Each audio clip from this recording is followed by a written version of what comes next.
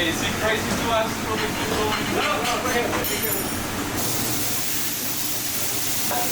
Hey, what's up YouTube? So recently we had an experience at an Italian restaurant. Me and my fiance Isla, we visited this place and we literally fell in love with the people, the service, everything, the food obviously. It's an authentic Italian restaurant. Look at the owner, he's a retired IT guy who decided to follow his passion. What he really wanted to do was to cook.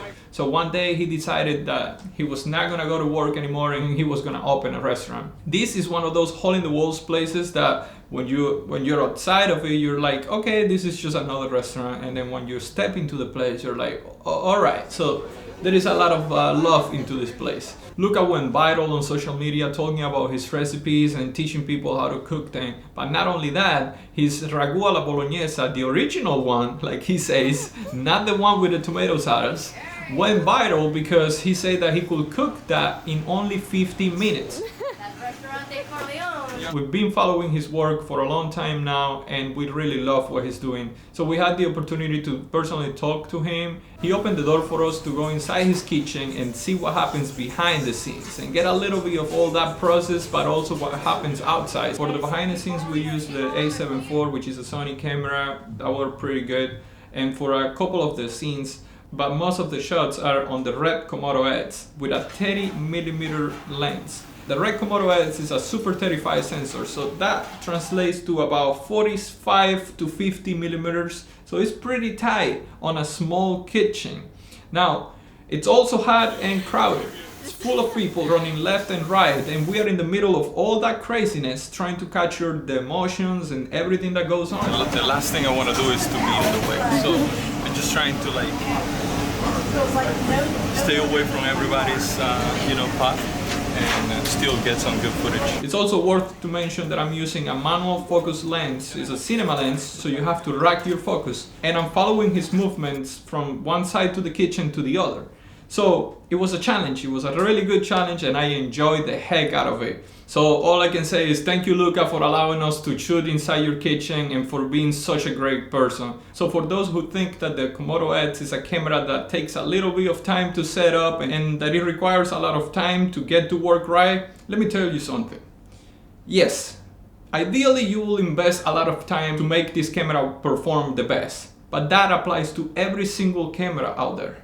The options that you have when shooting in R3D are completely different than anything else that you can see in the market. Being able to adjust your ISO or your color temperature after you shoot is crazy. It's like shooting raw photos with a photography camera or shooting JPEG. You want to make sure you use the tools to properly expose your image. But if you get any of that wrong, it's way better to have made a mistake on the RED Komodo than make it on any other camera. Because it gives you more room to be able to fix it in post. That's just my opinion, guys. In any case, it's up to you to decide what suits you better and what you feel the most comfortable shooting with.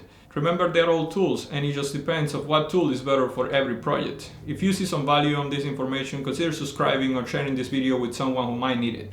That's it for today, YouTube. See you on the next one. What do you mean the original and the modern? I thought the Bolognese was on one.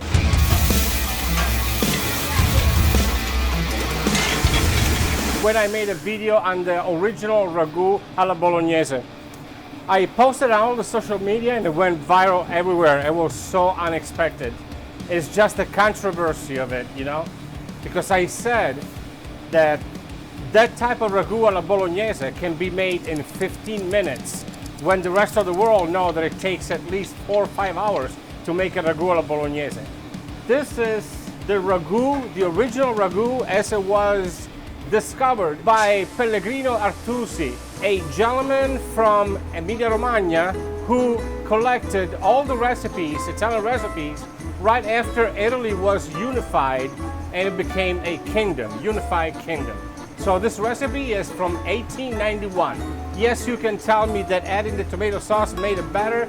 This is not the point. The point is, I want to show you where the real bolognese came from. We're gonna start with butter. Normally, back then, you use lard. We take 2 ounces of pancetta and we just let it cook with the butter for about 3-4 minutes until crispy. So what I have here now is a mix of veal and pork. ground, already portioned, and I'm going to add it. Veal doesn't take a long time to cook, so this is important to keep an eye on it, otherwise it would be too tough. Also, the portion for one is half a carrot, half an onion, and half a stalk of celery. Obviously, we're in a restaurant setting here, so we do prep in advance, but this is the equivalent of what I just said. We call it battuto. Then we put like a pinch of salt and some black pepper.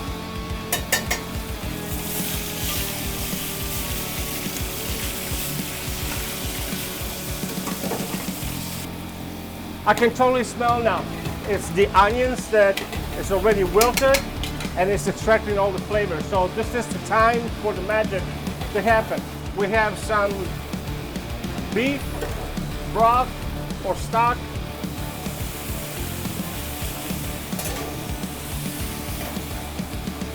We add it in. We also add nutmeg.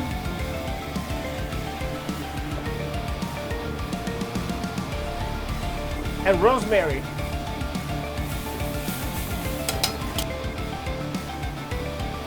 One tablespoon of flour.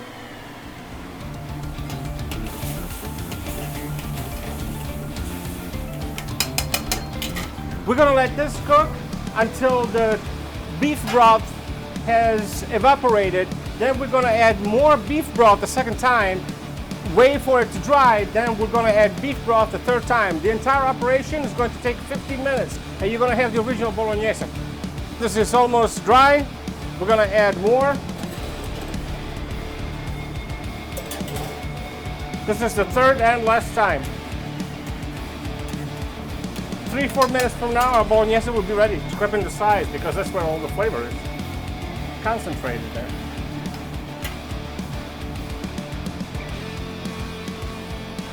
So we're almost ready. We have 1 minute left. This is the time to put the pasta in.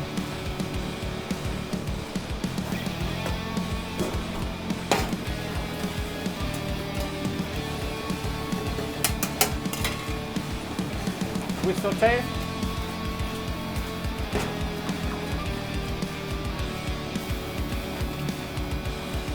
Now, this is very important. Heat is off. We want to do what is called mantecatura. That means we want to make this somewhat creamy. We accomplish it by putting grana padano and sauteing. You don't want the heat on, otherwise the cheese is going to be all curdled.